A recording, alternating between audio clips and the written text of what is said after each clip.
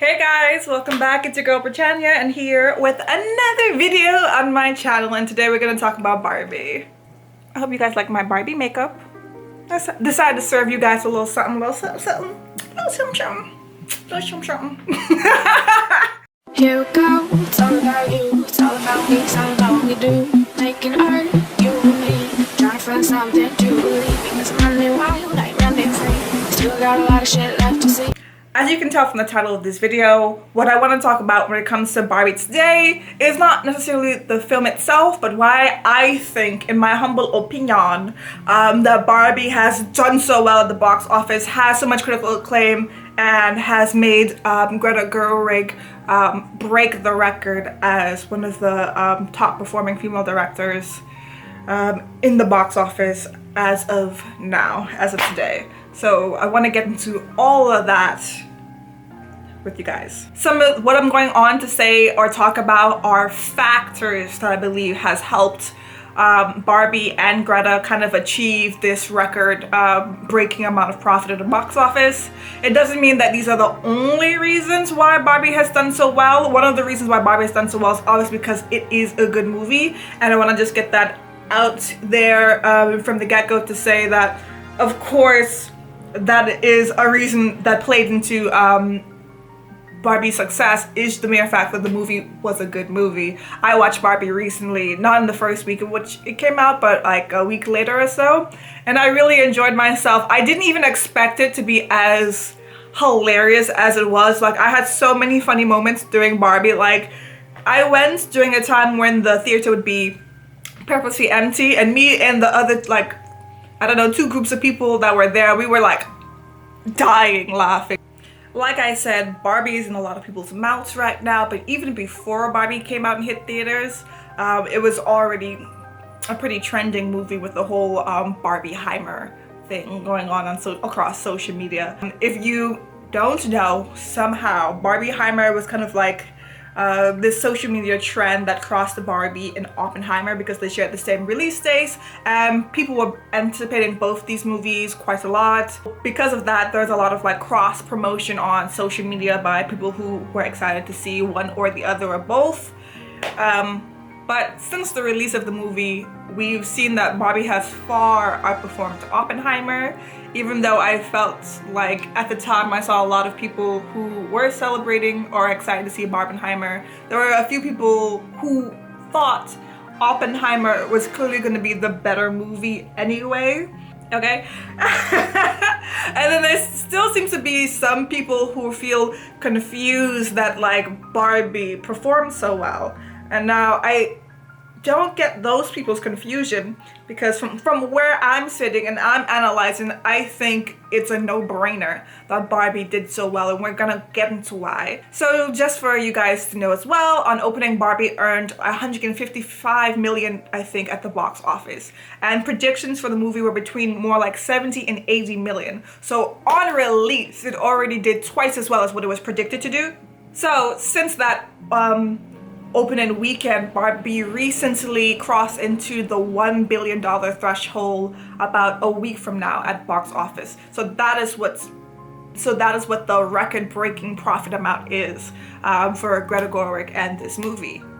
It really did not seem to be in anyone's contemplation that Barbie would do so well, but I'm gonna tell you why I think it should have been, and why, looking at it now, it was plain to see that Barbie was gonna hit this level of success. I've put a list of reasons together, and we're gonna go through that list and see whether or not you agree with my opinion that Barbie was a success waiting to happen and not some strange phenomenon that just caught everybody off guard. I think one of the primary reasons why Barbie has done so well is definitely due to Greta. Greta was a phenomenal choice in director for this movie, and I think if it wasn't her, things may not have panned out the same. And I'm gonna get to why I say that. So to some of you, this point may be obvious, but I'm gonna point it out anyway. Greta Gerwig, first of all, she has a filmography that fits so well with the Barbie movie. Greta's filmography obviously shows that she has experience in directing this kind of movie, the kind of movie that Barbie was. A movie targeted at a female audience, for one, and starring a complex female character. We've already seen Greta do this before. We've seen her do it with Lady Bird, which was critically acclaimed and quite well liked. And even before Lady Bird, we've seen her do it with Little Women as well. And that was a whole ensemble cast of female characters and actresses, of course. So, like I said before, Lady Bird and Little Women are both critically acclaimed. They're beloved by the audience that have watched them. They have great audience view scores. So we know she has experience, and the experience shows that she knows what she's doing.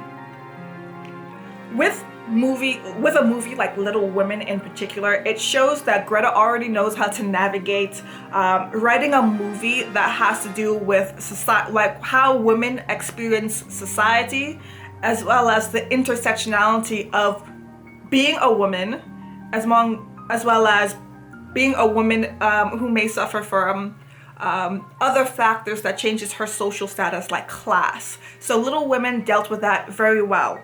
And although there are women who don't seem to understand misogyny, Greta certainly has felt it, because she has been a director who felt the need to hide her pregnancy during filming. She had to do that during filming Little Women, I believe. So it's not like as if she's vastly ignorant to the struggles of the average woman.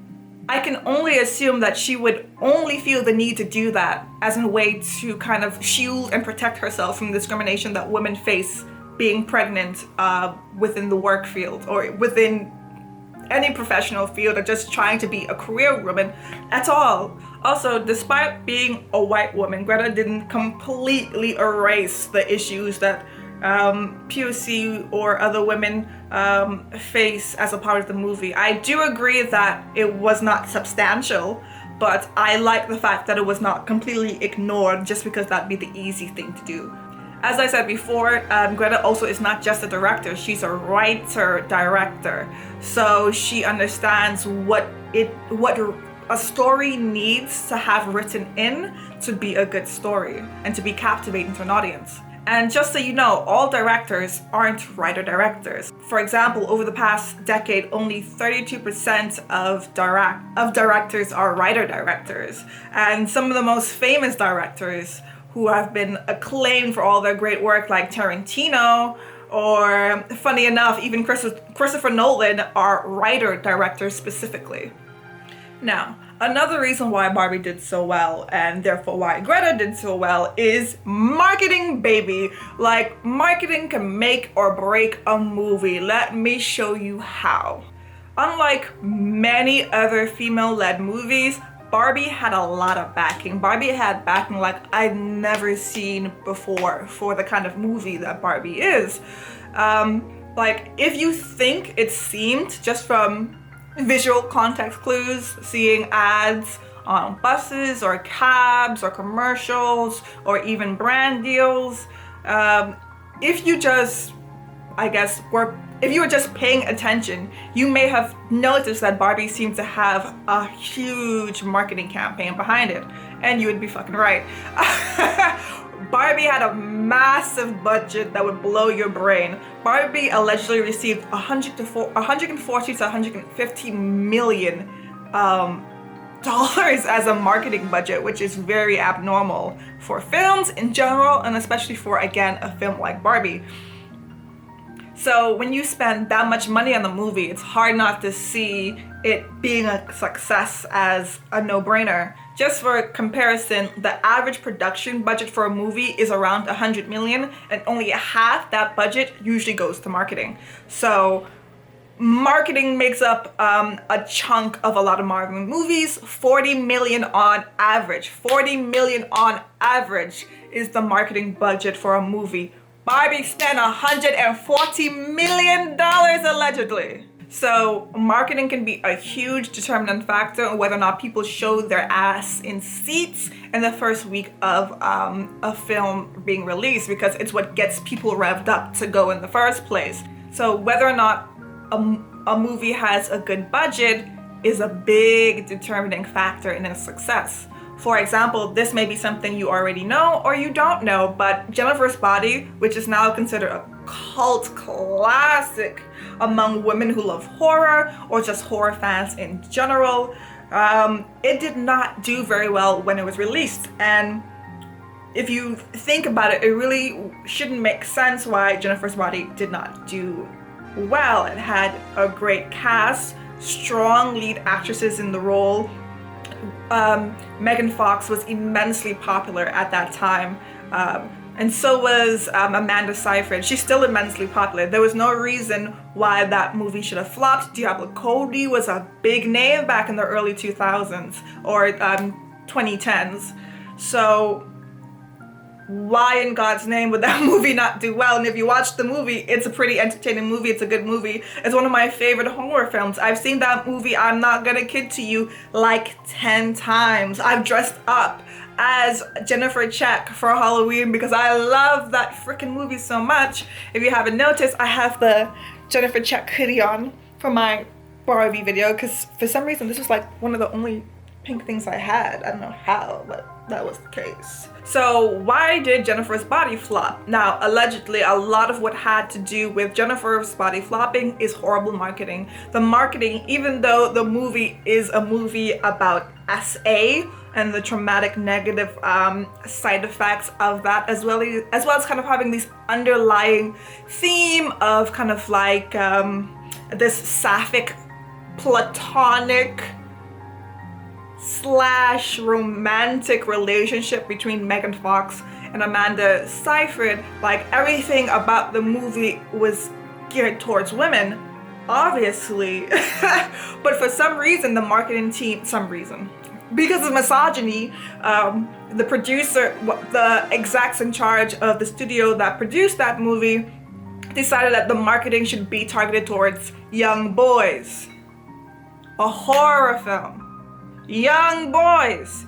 Y'all don't even pass the PG, like you don't even pass the rating to be in the theater. Why would you target young boys? It makes no sense. At least it target young men, dog. Like, oh, it made absolutely zero sense, and it contributed a lot to the film flopping on release because no one who would want to watch that movie knew about that movie. I happened to find that movie on TV, on cable TV, because I spent a lot of my childhood watching movies and TV shows on TV. And you can now find so many commentary videos about Jennifer's Body being slept on and underrated. You can even find actually a video interview of Diablo Cody and Megan Fox talking about the movie and how they felt like the lack of marketing and support for the movie had a huge detrimental effect on it. And now, because of Jennifer's Body becoming popular recently, like a couple of years ago, back in like public spheres,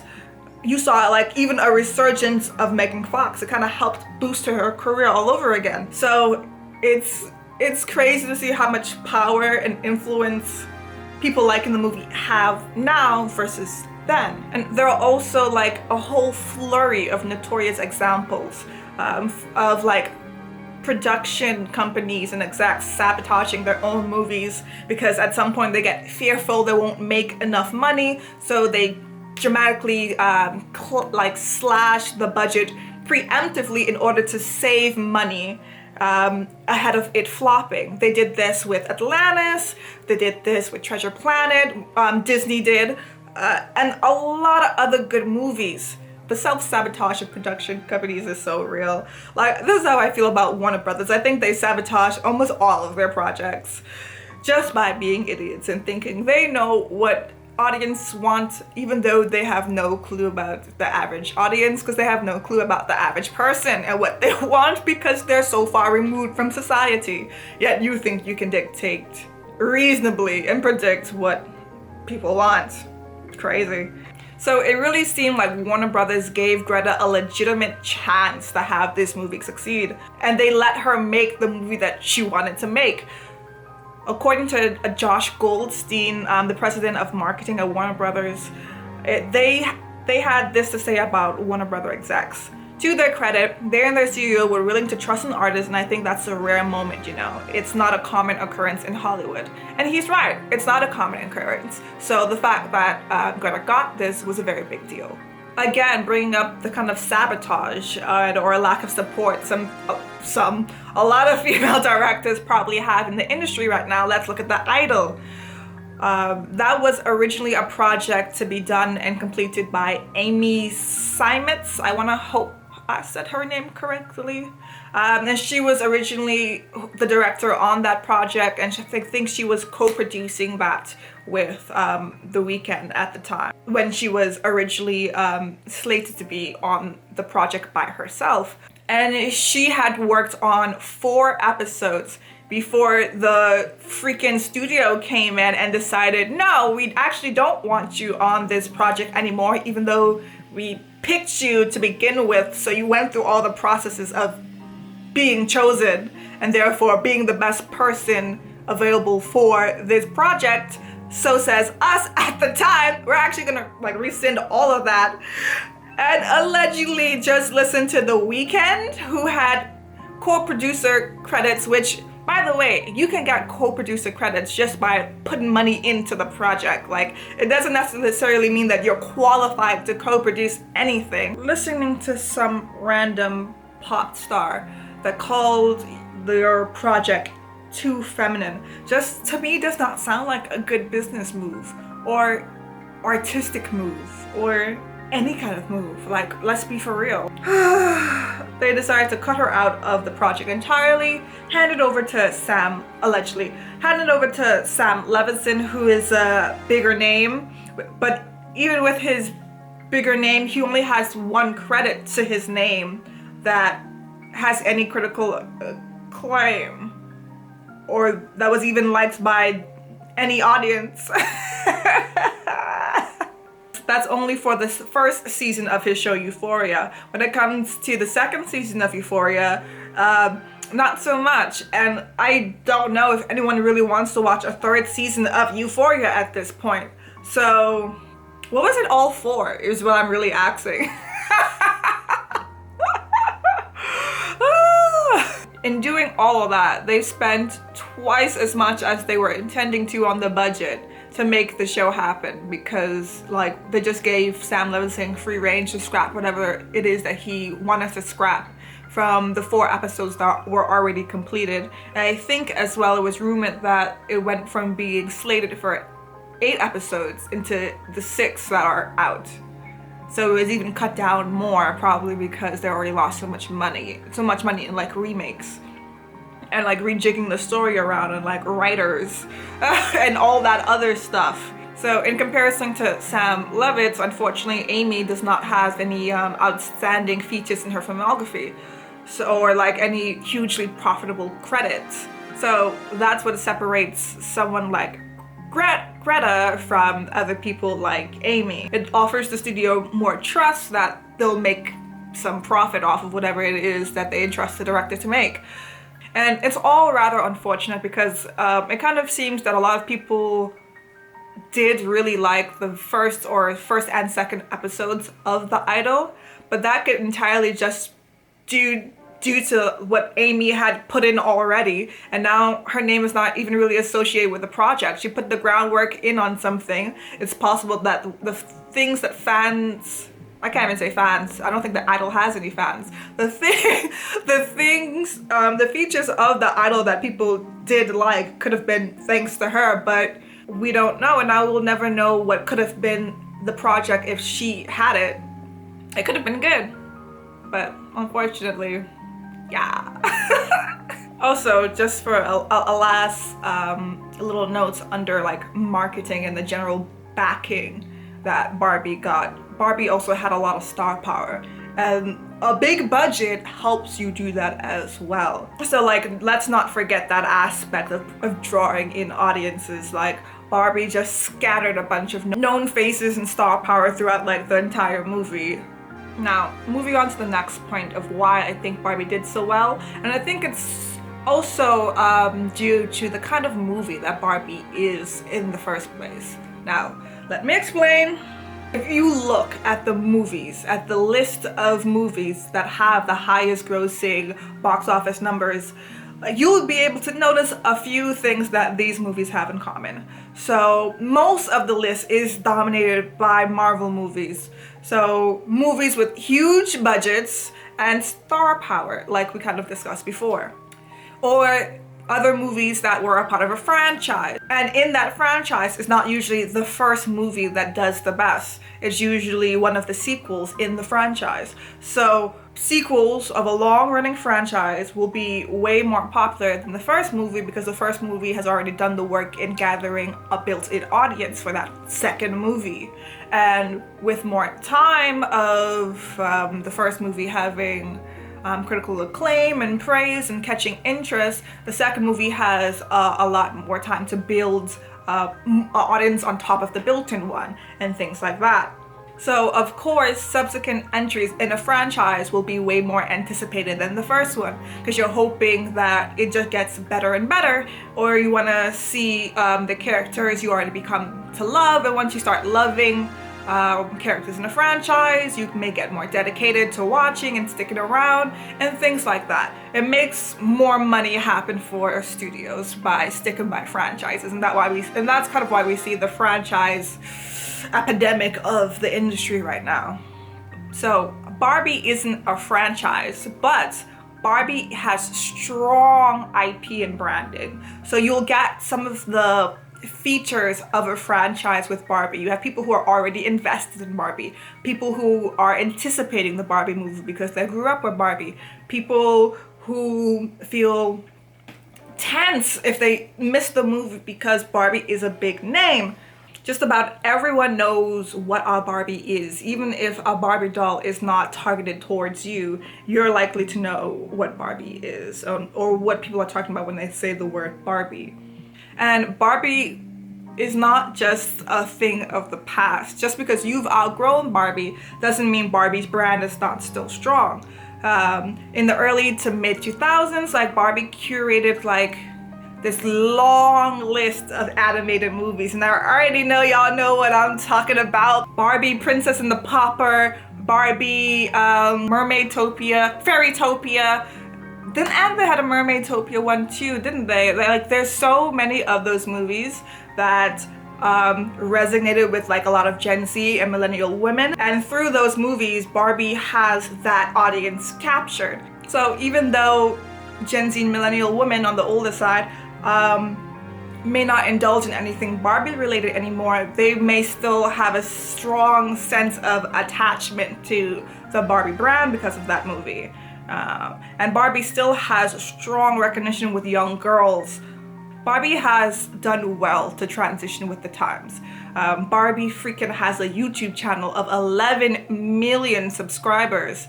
Barbie has consistent content coming out. Barbie is vlogging. Barbie has like multiple YouTube and animated series. Like, Barbie is still being made and being made well and is really popular. Another thing a lot of high grossing box office movies have in common is a PG rating. A PG rating means that your movie can be watched and consumed by a wide audience. And ain't nobody watch stuff and can like pull up your profits the way children's stuff can. That is why you see Marvel and Disney really ever let their movies go past a PG rating, because they know past the PG rating means less profit. Simple as that. So even if it would make the quality of the art better, they're not gonna do it. I've seen some people say that because of Chris Pratt swearing in the Guardian of the Galaxy 3, that they think Marvel may start loosening up to more darker content, and I think kind of like rumors about Disney Marvel bringing back projects like The Punisher and stuff like that has led some people to believe that may be the case. I don't think that's going to be the case right now, at least for further Marvel installations in the franchise. Because first of all, Chris Pratt's FUCK was improvised. It was improvised, and the director liked it enough to try to keep it in. It was at a point well past a certain minute mark, so that they could do it and still keep the PG rating. So I don't think Disney's getting darker. Like, Disney has seen the critical acclaim and like in renewed interest. Stuff like The Boys and Invincible has kind of created within like the superhero zeitgeist of people who like that genre. Yet we still have seen nothing. I don't think they're going in that direction. But anyway, this is about Barbie. So Barbie having a PG rating means that it's already in a good position to become more profitable than other movies. Now, lastly, if you look closely at the list I've shown you, you can also notice a few unfamiliar films or entries that you may never have heard of in your life, like Detective Chinatown 3 and The Battle of Lake Changjing, which I hope I said right. And that's because these are movies that were not targeted towards the West and not made by Hollywood. They're Chinese movies, and you may think to yourself, well, why does that matter? Because China has a whopping large population. Their population size is 1.41 billion people. So if you can capture even a small portion of the Chinese market, it means that your movie will do really well in terms of monetary dollars, especially in comparison to the 300 million that make up the US. Again, that's also why companies like Disney continuously make efforts to try to appease the Chinese government as a way to make sure that the Chinese market is able to consume their products so that they can guarantee better margins. Barbie made an improbable 30 million from the Chinese market alone. And I can't say for certain why Barbie did far better than the movie had predicted to do in the Chinese market. But I do think it could be due to the fact that there's now a big explosion within Chinese society amongst the women of a new wave of feminism where you see Chinese women striking against men. And obviously striking against men may make you think, like, how do you do that? But in a way, it's a bit metaphoric. Chinese women are striking against the patriarchal society in which they live in, and that means they're striking against patriarchal standards. So they're claiming that they will not date or marry or have children with men or set up traditional families with men, because that's what's very much valued in Chinese culture right now. And women are tired of being mistreated and hate crime by those same men that their government expects them to couple up with. So they're striking. Good for them.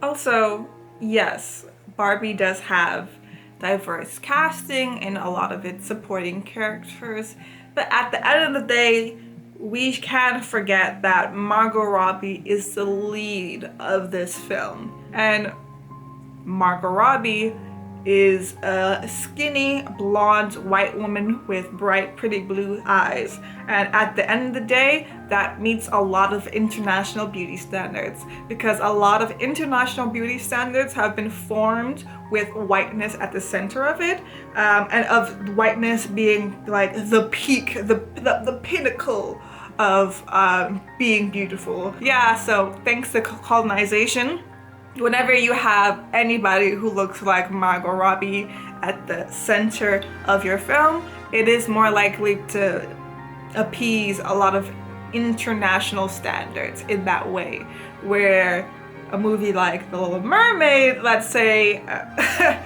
won't do as well for the same reason. And there was a lot of speculation when The Little Mermaid hit the box office, if whether or not it didn't perform very well in China had anything to do with racism. Like, I do not know. I can't say for certain. There's no studies out for me to say that with pure factual certainty. But also, please do not negate the fact that racism is alive and well, especially anti-Black racism all over the world. And I'm sure if there were American audiences that were boycotting The Little Mermaid because they picked Halle, please know for sure that there are definitely people in China who would have done the same thing. So, and like I said earlier, yes, Barbie did mention very, very briefly the intersectionality different women of different experiences, such as POC women, have to go through within misogyny. But let's not act like it wasn't very safe and palpable for audiences in the way that they delved into that topic. And they did not delve into that topic with any great detail or kind of like huge nuance. And we're not shown any of it.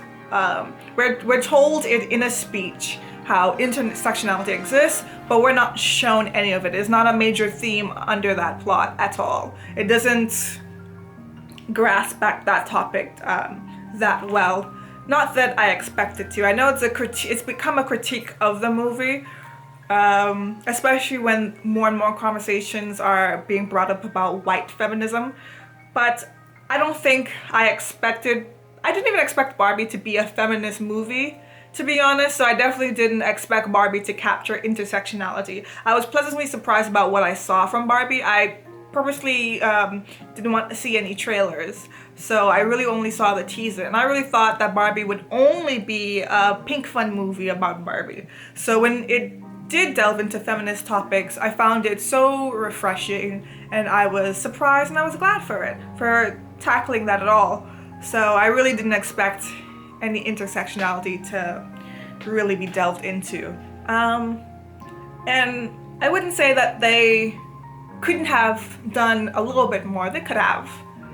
But I don't hate the movie for not doing it, because at the end of the day, it is written and directed by a white woman. So I feel like I would love to see that movie break ground somewhere with a voice behind it that would have actually experienced the intersectionality that I would want to see in that film, you know? But still, it doesn't mean that white women shouldn't be held accountable for acknowledging the plights of other women when you're talking about feminism. So I get that critique to a sense, but I don't need Barbie to do it for me, to be honest. But that's a personal opinion, and I don't think you're necessarily wrong if you critique Barbie for that, because I don't think that's you can have a wrong answer in that discussion, personally. But yeah, that's just me. Let's move on. And like I said, it's easy for me to say all of that because I did not have feminist expectations from Barbie, or even like for Barbie to tackle any serious topics at all. I really just wanted something unserious, funny, happy, fun, and for girls. That's all I really wanted from Barbie. And it hit all those points for me, so for me, I'm satisfied.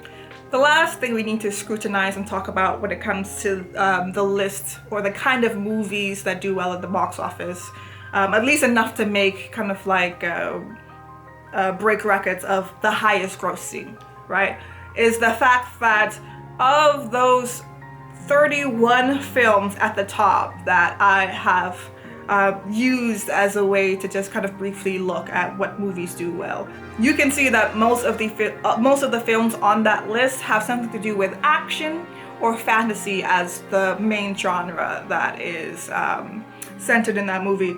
So the genres that tend to be able to make that much money are or get huge budgets and capture wide audiences are genres which are dominated by men in the first place. So when you have genres where the directors are men, the audience are men, and the casting is men, like, yeah, it's no surprise that Greta Gerwig in Barbie was like the first solo female-led movie to hit $1 billion, because what opportunity is there for women to do that?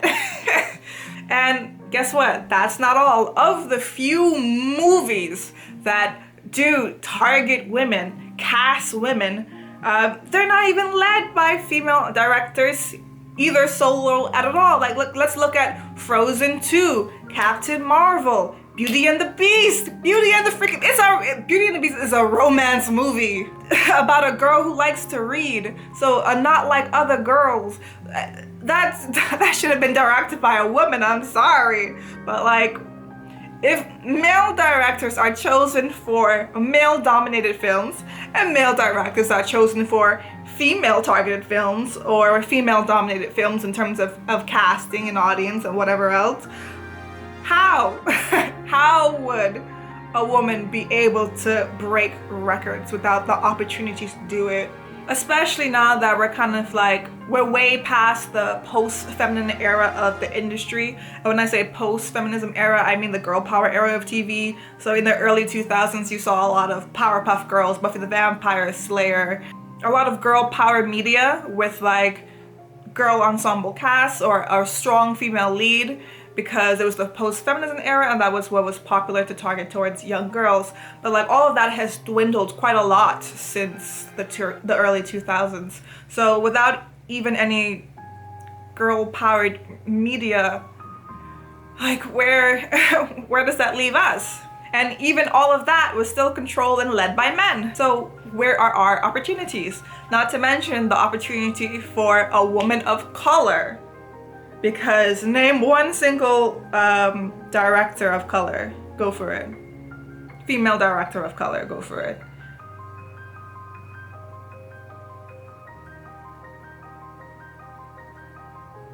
And now name one that creates media that's well known within pop culture. Go. You can't do it, can you? To talk about one of the last reasons why I think Barbie and Greta smashed it at the box office is, honestly, I think it's really come down to timing as well. Barbie has benefited from good timing. Like, we already talked about the situation in China and how that would have helped it in the Chinese market. The next thing about Barbie is I think Barbie promised something that a lot of people have been waiting, especially women, I feel like, have been waiting to see for a hot minute, and that is just something bright, something fun, something with colorful visuals, something that promised fashion. Kind of like during a time in the industry, like I said before, we aren't seeing much of that anymore. There's barely any female targeted projects.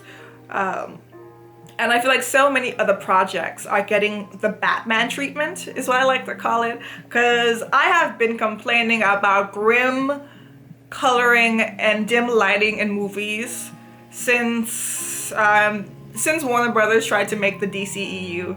One of my biggest complaints about the DCEU forever, since the dawn of time, was that I hate how their movies even look.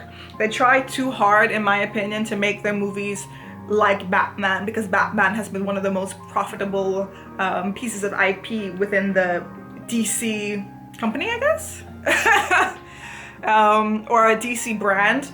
Like, and I think that has now seemed to extend far outside just Warner Brothers. So many studios think that you need grim projects to be exciting. Like, things have to be edgy. We've been seeing this edginess slapped onto a lot of media coming out of Hollywood for quite a bit of time now. We've been talking about this since Riverdale, really. And Riverdale actually has been a while from now. Yeah, so many projects have a very forced dark tone and visuals that don't match what the plot is trying to do a lot of the time, and it's just for no reason, and it's not needed at all. You can see this with the DCEU, like I said before, and Warner Brothers, and I feel like that's why some of their movies continuously flop, outside of horrible CGI, lackluster writing, and just no forethought about their universe at all. But we ain't here to talk about them. Like, so much DCEU projects do not stay true to the source material and the toning of those characters that people have come to love, just because they're so fixated on quick cash grabs to save their freaking bankrupting studio. But if they would just take time to make quality art, they wouldn't be going bankrupt in the first place. I need to get that out. And it also stems from this kind of misogynistic viewpoint that for a project to be taken seriously, it has to be very edgy and dramatic. It can't be like girly pop fun and bright. because if it's like girly pop, then it's too simple, or it's for children, or it's idiotic. Like colorful things cannot be taken seriously. This happened recently, I feel like, with the Winx saga, right? Something that was originally made to be a certain way with a certain aesthetic that was completely revamped, and even the showrunner said that he wanted that he intentionally wanted the fashion to be bad and the colors to not be there so that Winx saga can be more serious. And it's like, bruh, how can someone who is on the Sex in the City think this? And obviously this is not just a mindset that may be connected to misogyny. Some of that mindset is also connected to racism as well. There has been this kind of like a racist perception that color equals ethnic, which equals cheap. But white, minimalist, traditional aesthetics are serious, or classic, or sophisticated. You can even see this in the working world. Color in a lot of professions which are still very traditional. Like, for example, I'm studying law. I wanted to be a barrister, and barristers aren't allowed to wear anything other than black and white to court, because that's the tradition, because they're so serious, you know, they're these serious people. It's so ridiculous. It's so ridiculous. It's literally for no reason. A color is a color. It really is. Like, and again with Winx Saga, like I said, they took away so many aspects of the show that was associated with its femininity, like the color scheme and the outfits, and it just kind of goes to show you people's mindset to that, and it's sad. But it's cancelled anyway, so don't matter if you get.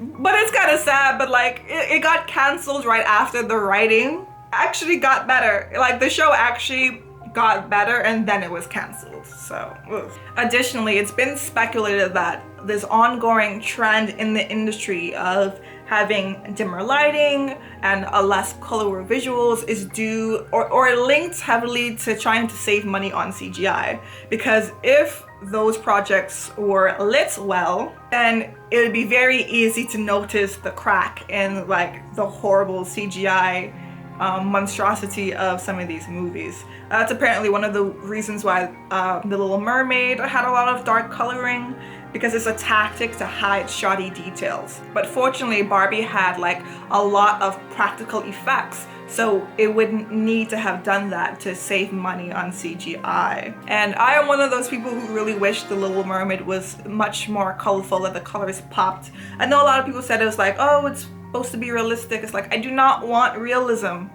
Sometimes I do not want realism. That's the whole point of fantasy. I'm fantasizing. When I see mermaids, it's a fantasy of mine. Like, I lived on an island my whole life next to water. I always wanted to be a mermaid. I want it with bright popping colors. I'm not one of those people who don't want Halle.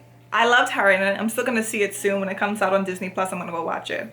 But yeah, I did still want it to be colorful. And lastly, under this point of timing, no one would argue that the way women are treated in society today has come a long way from how we were treated a few centuries ago. Feminism and the civil rights movement and so many other things have led up to this point where women's position in society has improved. However, improvement does not mean that the work is done and everything is like well and like fine and dandy. That was one of the points of Barbie.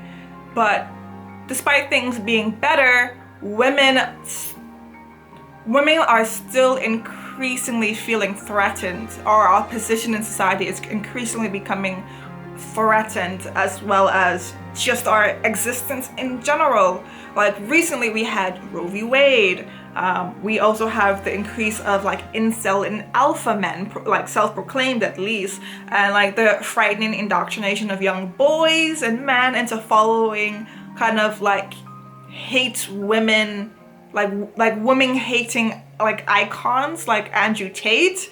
And it's just there's this over increase in tension, I feel like, and a collective feeling of being fed up by misogyny and with misogynistic men, or just like the patriarchy in general. And with those rising tensions, of course, something like Barbie is gonna feel so cathartic to watch. So with all of these rises in tension and topics that affect women like bodily autonomy and trans rights, I think it's kind of plain to see why Barbie is so popular right now. Of course, it's going to be more popular with a certain demographic, which would be white women, because for them, their woes were captured sufficiently. However, for some of the rest of us, that wasn't really there. But still, we can, because again, like I said, a lot of the rest of us are intersectional, we can still associate and empathize with the general theme of women are under attack. And like I said at the beginning of this video, of course, one of the reasons why Barbie did so well, all in all, is because it was a good movie. I don't want to take that away from Barbie. I don't want people to think that this video is saying that these are the only reasons why Barbie did well.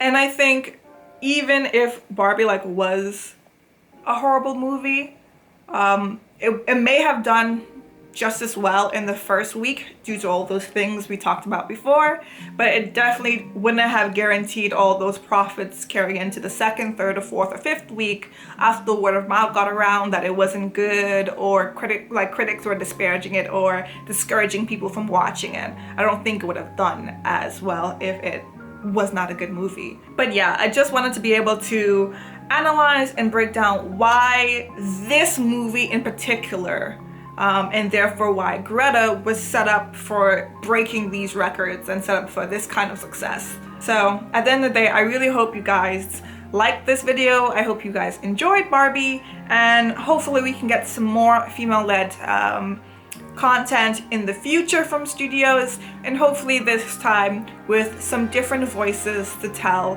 more nuanced takes on womanhood. I would love that.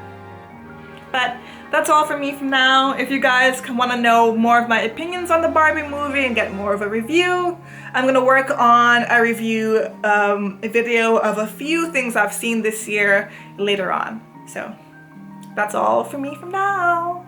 Bye! Here we go, it's all about you, it's all about me, it's all about what we do. Making art, you and me, trying to find something to believe. Because I'm running wild, like running free. Still got a lot of shit left to see.